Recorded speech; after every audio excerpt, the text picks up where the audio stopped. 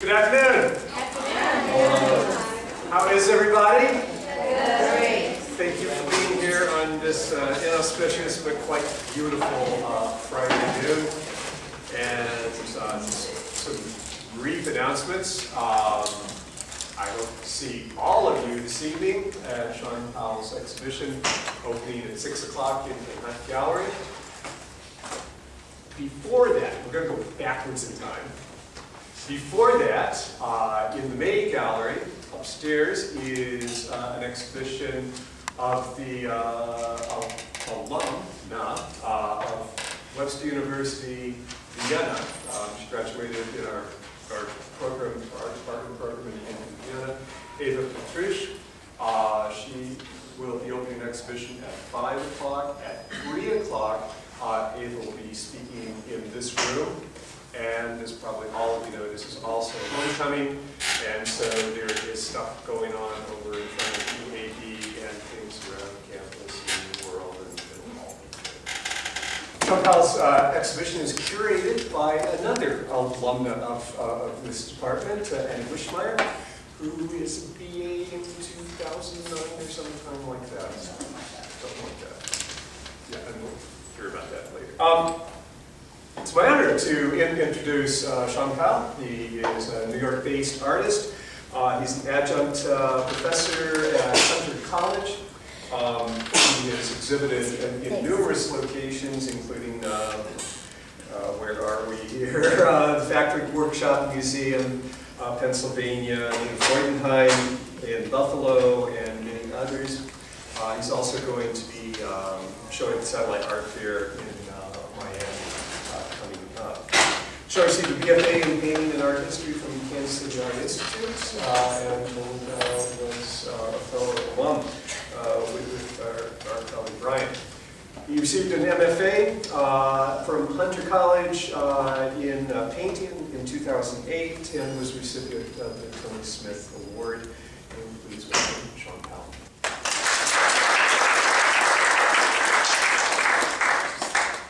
Hello, everyone. Before I get started, I'd like to first thank Jeff Hughes and Tom Lane for inviting me here to Webster University, and Amber Slater, Raymond, and Annie Wishmeyer for their help with organizing the exhibition. I'd also like to thank the Webster community, the faculty and staff, for joining me here today as I share a collection of my thoughts, ideas, and inspirations. When creating a painting or a series of paintings, I try to think about a set of questions. What is the destination for the viewer? When and where am I taking them? What sort of experience am I inventing? What are the literary, cinematic, and art historical inspirations for this body of work? And how do the properties of the materials at hand, in this case paint, act as a vehicle for my ideas and concepts? The title of my exhibition here at Webster University is The Shore. And the shore has long been a destination for escape, adventure, isolation, discovery, and wonderment.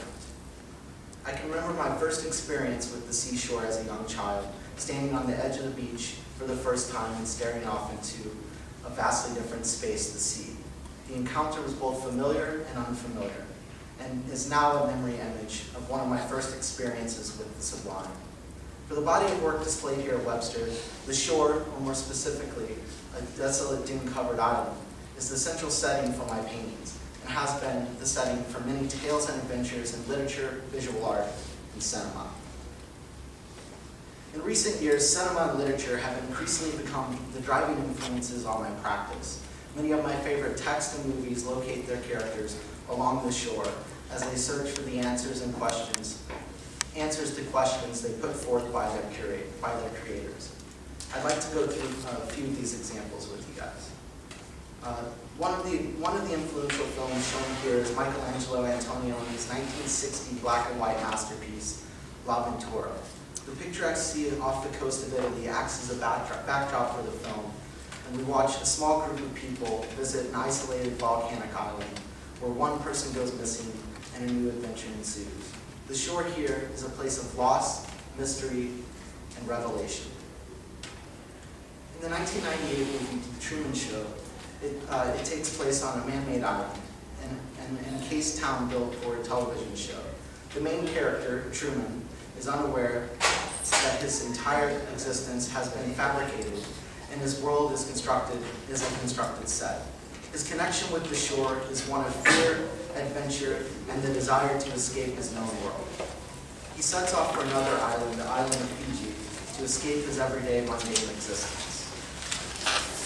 And two books of note that influenced my work are The Invention of Morel and The Voyage. Both paint a vivid picture of an island as a space for retreat and entrapment. In the book Invention of Morel, a convict fleeing the law lands on an island inhabited by a large group of people, or so he thinks, and he falls in love with a young woman only to discover that she is merely a projected image. His love, real or not, or unreal, is too strong to bear, and he devises a plan to spend eternity on the island with her. And in Alain Robbe-Gurlet's 1958 novel, The Voyeur, tells the story of a watch salesman selling merchandise in an island village. He misses the last boat back to the mainland and finds himself trapped on an island until the later date.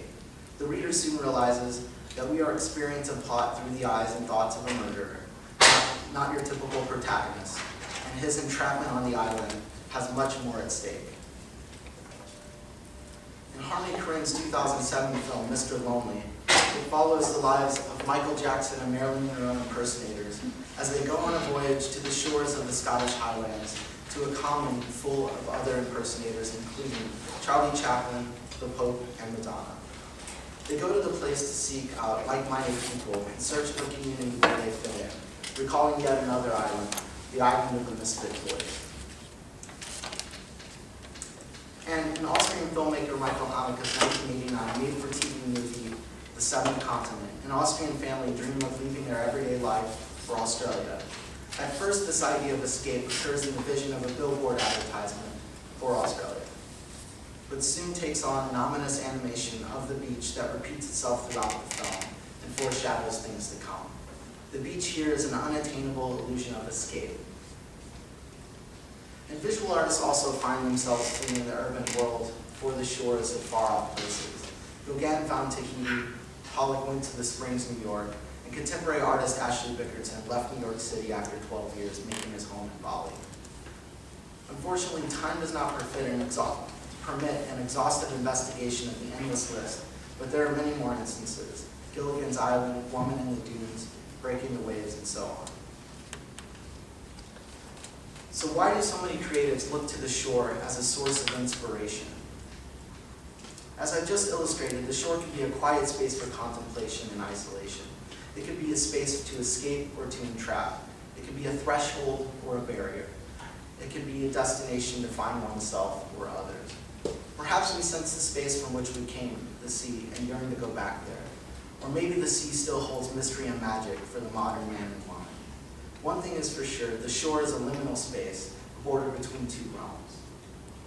For me, the shore could be as simple as a connection to nostalgia and memory.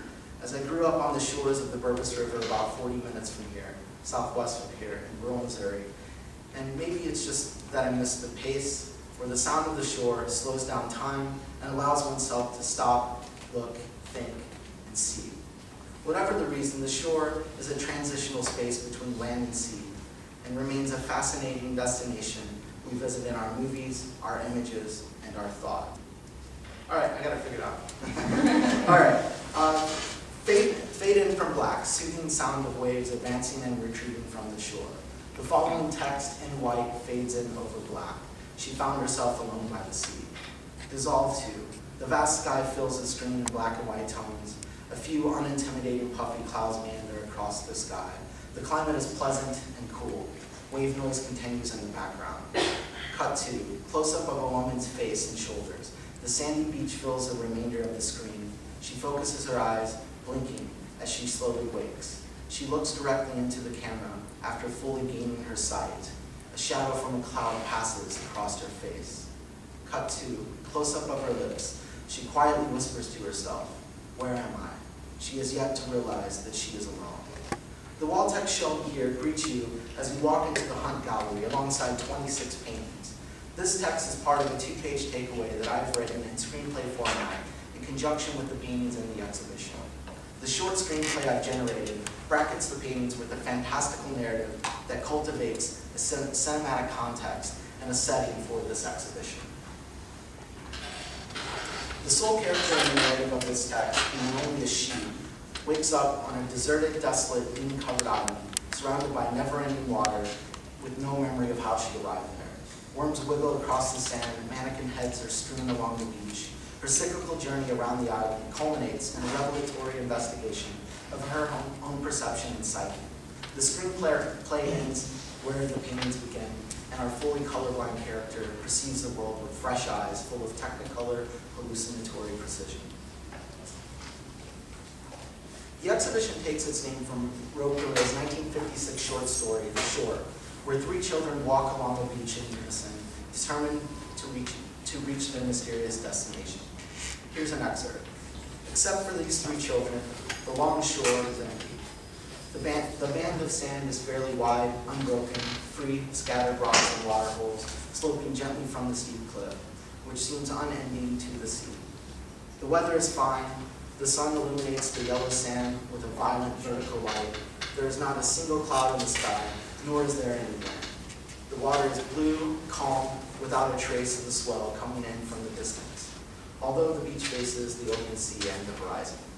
But at regular intervals, a quick wave, always the same, originating a few yards from the shore, suddenly rises and immediately breaks, always along the same line. The water does not seem to move forward and then rush back. It is, rather, as if the whole movement occurred in a stationary position. The swell of the water produces first a shallow trough along the side next to the shore, and the wave draws back slightly with a rustling noise of gravel lower. Then it bursts and spreads milkily over the slope on the beach's edge, but only to recover the space which it had lost. At most, a stronger surge rises here and there to moisten for a moment a few inches of sand, and all is again motionless. The sea, flat and blue, stationary at precisely the same height, and on the yellow sand of the beach, on which the three children walk side by side. Roque Goulet is a major influence on my studio practice, and most of his works focus on the space between. Time is contorted, narrative is broken down, perspective is unconventional, and illustration is traded in for experience.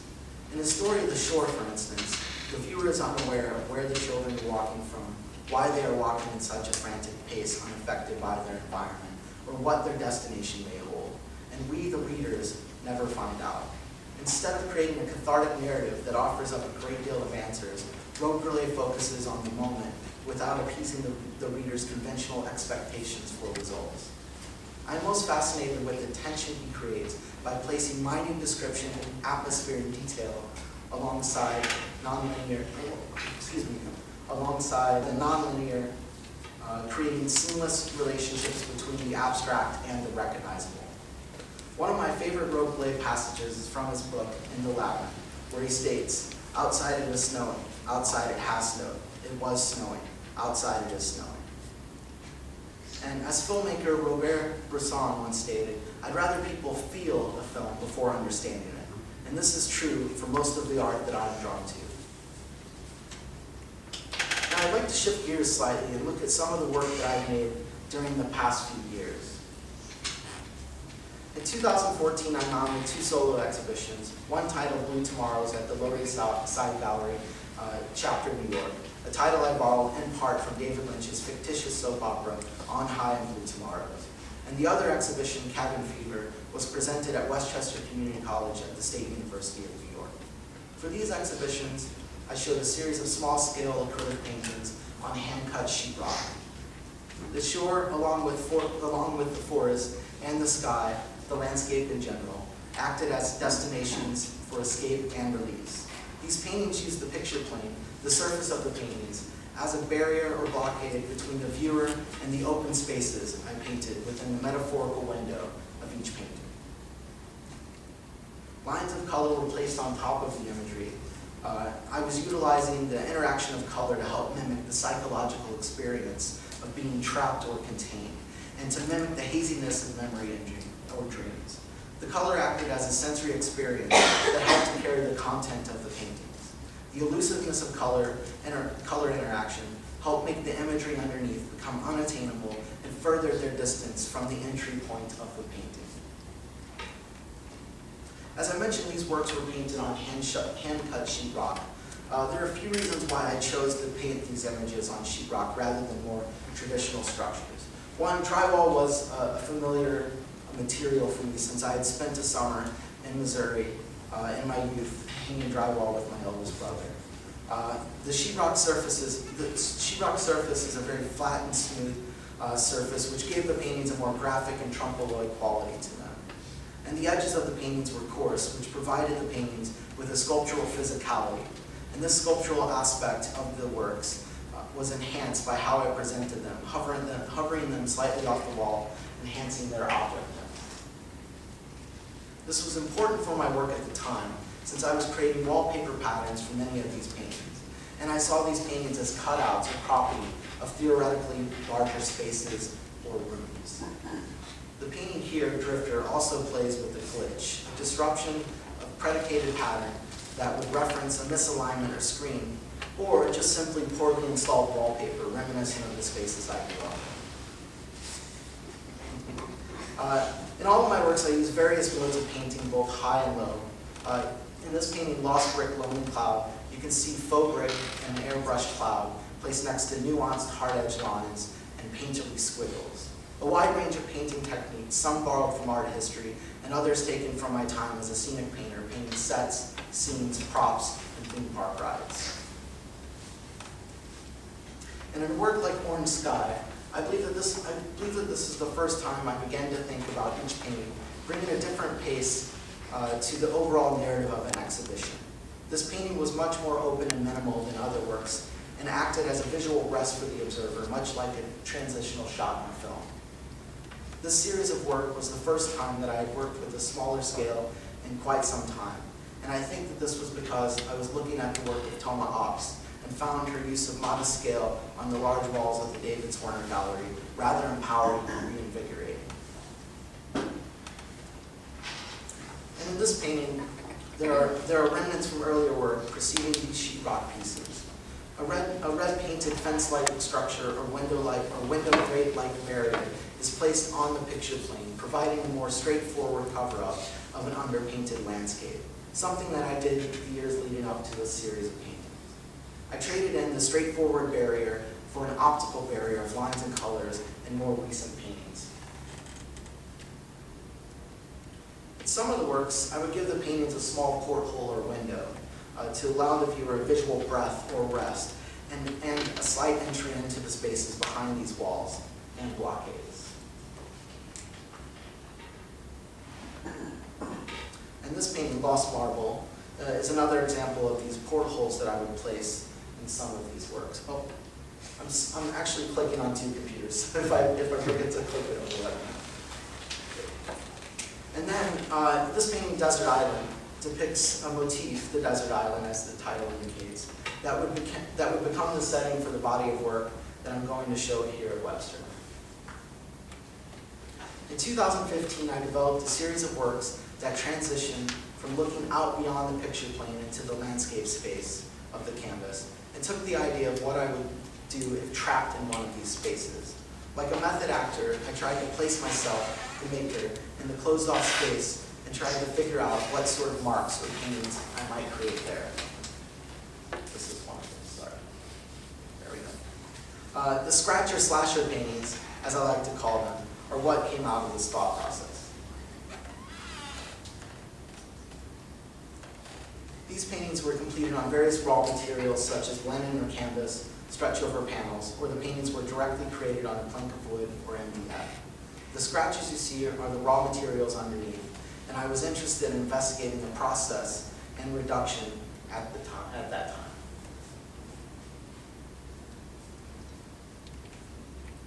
These works play with the idea of the mark and how it can read as an almost text or sign, and allowed me to have less control in the works. This was the reintroduction of the artist's hand into my painting, which you now see in the thick sand reliefs that you will notice in my current body of work.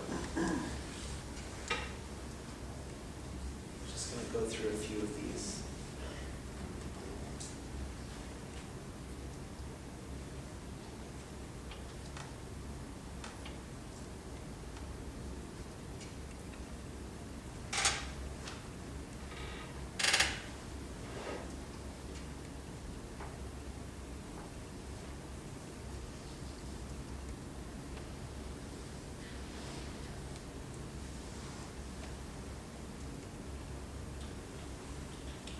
So this brings us to my most recent works, some of which are displayed here at Webster University, and others that I presented at 106 Green in Brooklyn, New York, and at the DADAH New York Art Fair earlier this year. As I mentioned earlier, I created a setting through the screenplay writing that accompanies the exhibition. It's important to note that my paintings are not illustrations of the text I've created. The screenplay sets up a mood and place for the viewer and is a jumping off point for my work. Like a scene or frame in a film, each individual painting may stand alone, furnishing the viewer with the sensation and content on its own. Or, as a whole, the presentation of a group of paintings in sequence can be similar to consecutive frames in a film and create a larger interconnected experience for the observer.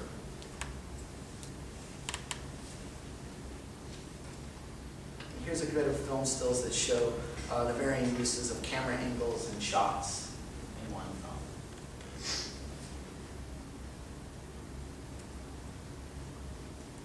When making these paintings, I thought about devices found in cinematography and film editing. The paintings jump between establishing shots, close-ups, and middle-range narratives. Here's an example of the opening scene of Carlos Reyes' film Silent Light, a scene that sets up an overall environment and atmosphere for the viewer and gives the movie context. For works like Sandstorm, these paintings set up an overall faraway image of the island meant to function as an establishing shot in a film for my exhibition. And the wave noise paintings have a similar effect. The minimal wave and sand paintings show the vast emptiness of the landscapes the character is occupying.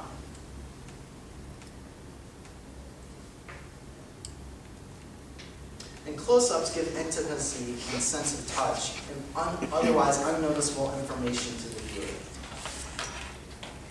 And in some instances, these close-ups can almost include the viewer in the scene, like we see here in the two psycho clips that I'm showing, or psycho stills that I'm showing. And for my work, I indicate the close-up in the paintings, such as tracing on tracks shown here.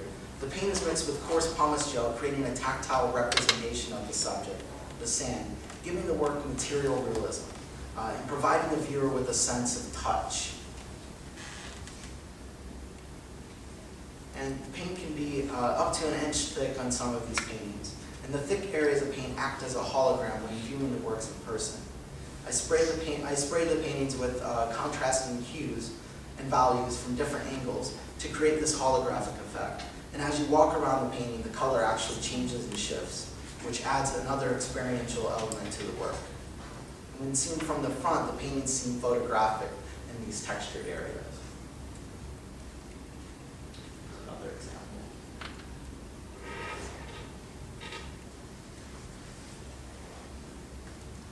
And middle-range narratives place the viewer at a neutral distance and show the characters and dialogue within the film.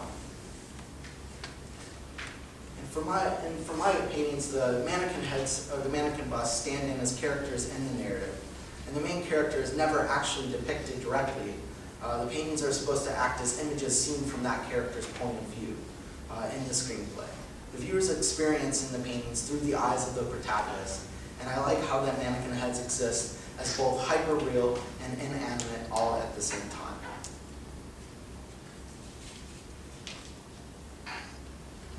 And paintings such as with hallucinatory precision hint at the information provided in the screenplay.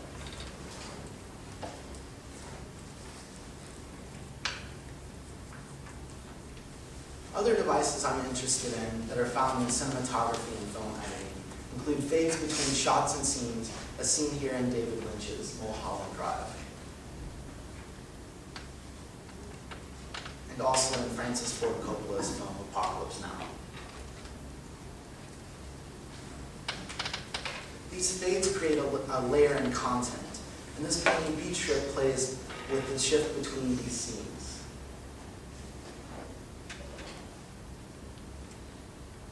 And another example.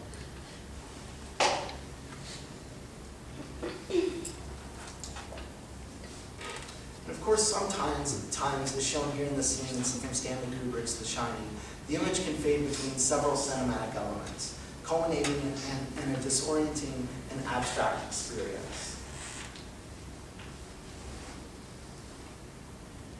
which you can see in some of my works as well.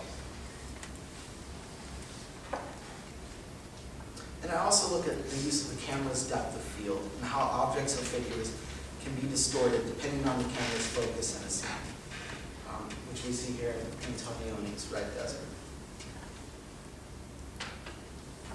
And this out-of-focus quality or atmospheric perspective can be seen in my work Green Fog, where the landscape fades in and out of focus.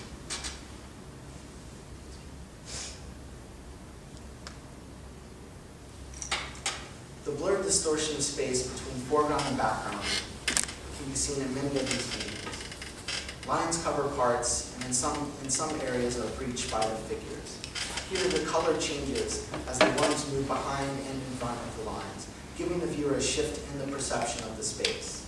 The color of the worms are actually the same hue, but through optical mixing, the worms seem to be different colors in the eye of the viewer, depending on the figure's relationship to the painted lines.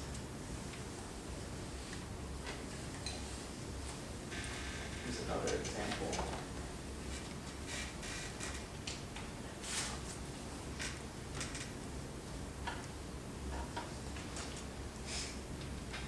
Here the bust of the mannequin peeks through the lines. The ambiguity of the space enhances with the use of perspective as the lines get smaller as they move into the painting.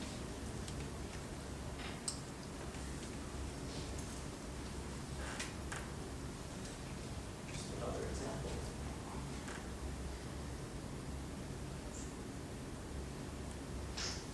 And I also like to look at the way filmmakers crop their subjects. In Rosemary's Baby, for instance, we watch a woman as she speaks on the phone, hearing the conversation, but all we can see is a strangely cropped, static image. It's rather disorienting, and one finds themselves moving to the side to try to see around the corner of the door. I suppose this is my version of awkward framing.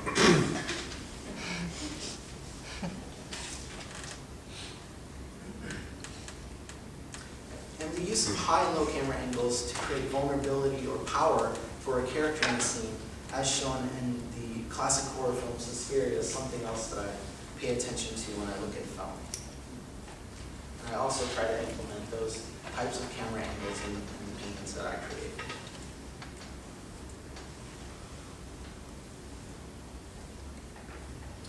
And the use of color temperature and color atmosphere to change the feeling or mood subliminally when viewing an image is something else that's important. Here we see the low light, how the low light is used to convey the different emotions of the characters in the top and bottom scenes. At first they're in suspense in the top image, then take it aback, which is echoed in the lighting and color of the shot in the bottom image.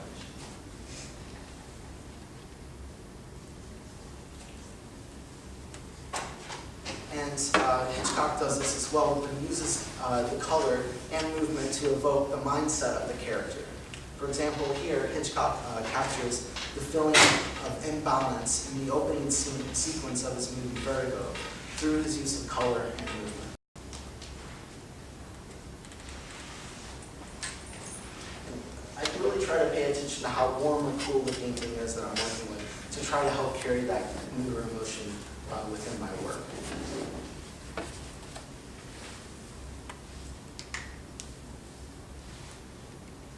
And you'll see my use of worms, turtles, snails in this body of work. I choose these creatures for several different reasons. One, it seemed feasible that they could inhabit the island found in my narrative. They're also small creatures that have a different perspective than ourselves. I also like how they can both be playful and objective, and their movement was really important to me. They're inherently slow, and I like the sense of time they create. They slow down the speed of the paintings and mimic the psychological state of the protagonist. And finally, they become mark-making tools for myself. Their trails in the sand act as drawing machines, allowing me a representational way to create abstract brushwork on the canvas.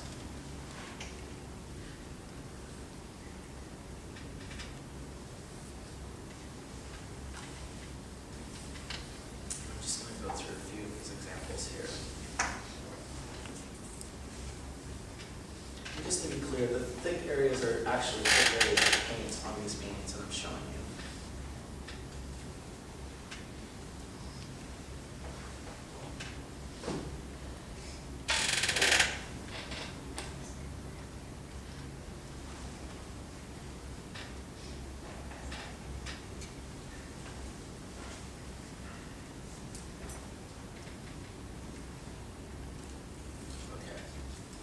Here's a brief passage again from the screenplay that I'd like to read. Cut to her face with her eyes wide open and unblinking, fill the entire screen. She is astonished. A tear slowly and quietly meanders from the corner of her right eye, then the left. She begins to laugh ecstatically, looking down at her hands. Cut to. Her hands take up most of the screen in full color. They are stained with a vibrant violet hue, slightly shading from adrenaline. The violet changes to red, then to orange, then to yellow, then to green, then to blue, then to violet again. Her colorless world is in full spectrum now.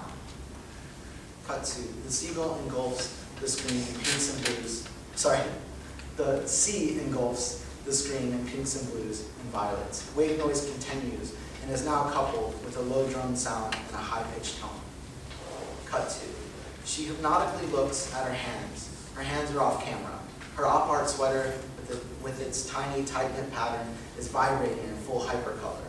Her hair is jet black with hot pink tips where the hair passes her shoulders. The background sky is a saturated light orange. She has bright blue-green eyes. She looks up and directly into the camera, still astonished, eyes wide open, unblinking. Cut to. Close-up of her mouth with bright, saturated metallic green lipstick. She speaks aloud to herself with hallucinatory precision. Her lips present a short sentence, but her speech is drowned out by the growing volume of the high-pitched buzz and low droning noise. Her words are rendered silence. Silent. As stated earlier, the screenplay ends where the paintings begin, placing you in the point of view of the protagonist and asking you, the viewer, are you dreaming, imagining, remembering, or hallucinating? And I hope you'll let me know at the opening tonight which of those you're experiencing. There's that painting. I'm so far behind. And then that's it. So, thank you.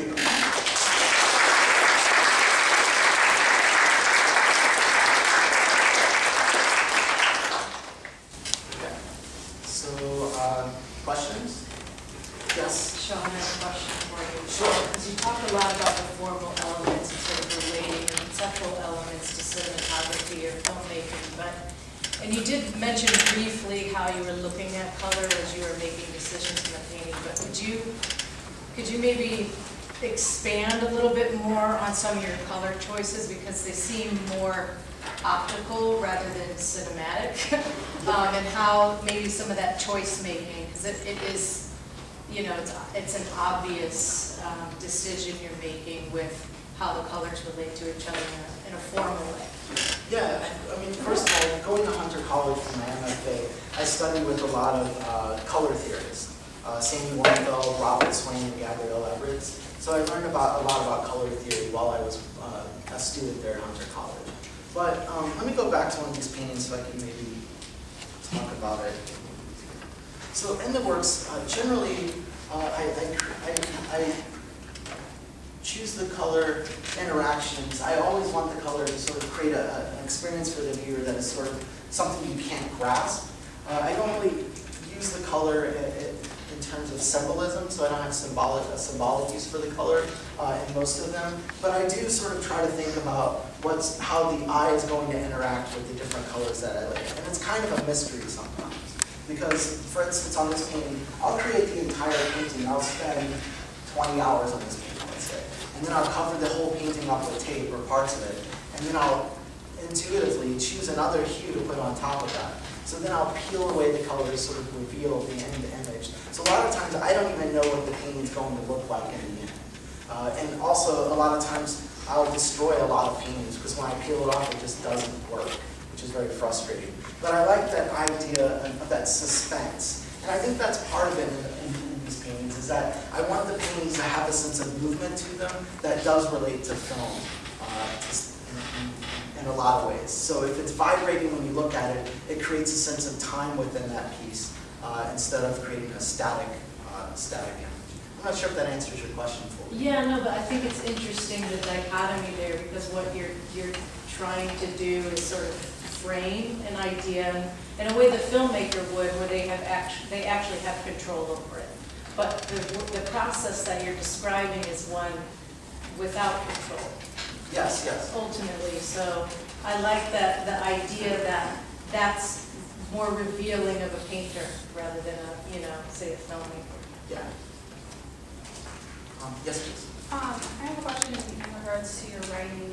It seems like a fairly large part of your practice. And you said that that particular piece that you were reading from is kind of a jumping off point for the paintings. But I'm curious if your writing, where that takes place in the process of creating. Is it simultaneous with the paintings, or is it before, is it after? Yes, it happens.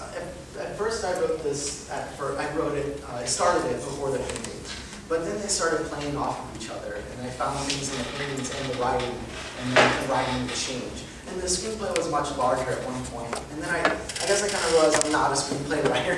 It's not a great screenplay. I wouldn't take it to Hollywood, but I could take different parts of it and make its own work out of it that could inform the paintings.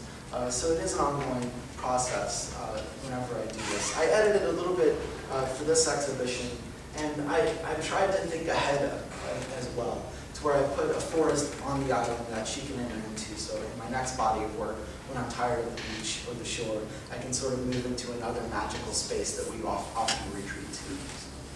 Yes?